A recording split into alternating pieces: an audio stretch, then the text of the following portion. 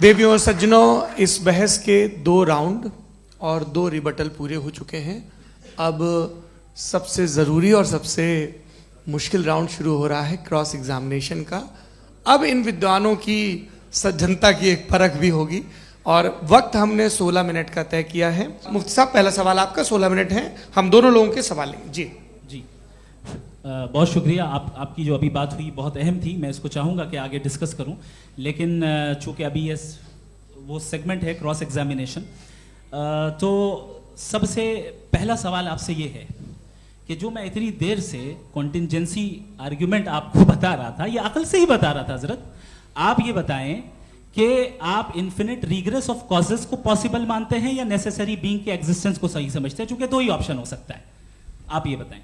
देखिए, आपको मैं ईमानदारी से बात करूं, एक तो मैं कॉन्टिजेंसी वर्ड ठीक से समझता नहीं, और इस वक्त भी जो आपने अंग्रेजी के अल्फाज इस्तेमाल किए वो ज़रा थोड़े से मुझे डिफ़िकल्ट और कॉम्प्लिकेटेड लगे, तो आप ज़रा सिंपल ज़बान में सवाल कर सकते हैं? बिल्कुल कर सकता हूँ जी। यूनिवर्स की हर चीज़ कॉन्टिंजेंट होने का मतलब ये है कि वो अपने एग्जिस्टेंस में किसी के ऊपर डिपेंडेड है। जो भी चीज़ डिपेंडेड होगी वो चीज़ इंडिपेंडेंट नहीं हो सकती, तो उसका कोई ना कोई कॉज होगा। तो अब आप क्या समझते हैं कि ये इन्फिनिट रिग्रेस है, यानी कॉज पर कॉज, कॉज पर कॉज, कॉज पर कॉज, और कभी कोई यानी ये एंडलेसली चलता रहा? क्योंकि अगर ऐसा होगा तो हम तो एग्जिस्टेंस में आते ही नहीं। लॉजिकली ये मुत्तफक अलैह चीज़ है, मुत्तफक अलैह, अग्रीड अपॉन। ओके, इस पे हमने एग्री किया था कि मुश्किल शब्द आएगा तो अर्थ बताना पड़ेगा। तो इन्फिनिट रिग्रेस तो पॉसिबल नहीं है, तो कहीं ना कहीं आपको रुकना पड़ेगा ऐसे नेसेसरी बीइंग पर। नहीं, कोई ज़रूरत नहीं रुकने की। किसने कहा आप रुकना पड़ेगा? आप रुकते हैं खुदा पे, आप नहीं रुकते। आप कहते हैं वो हमेशा से, जब उस वक्त से जब वक्त नहीं था। आप कहाँ रुकते हैं कि अब हुआ था वो?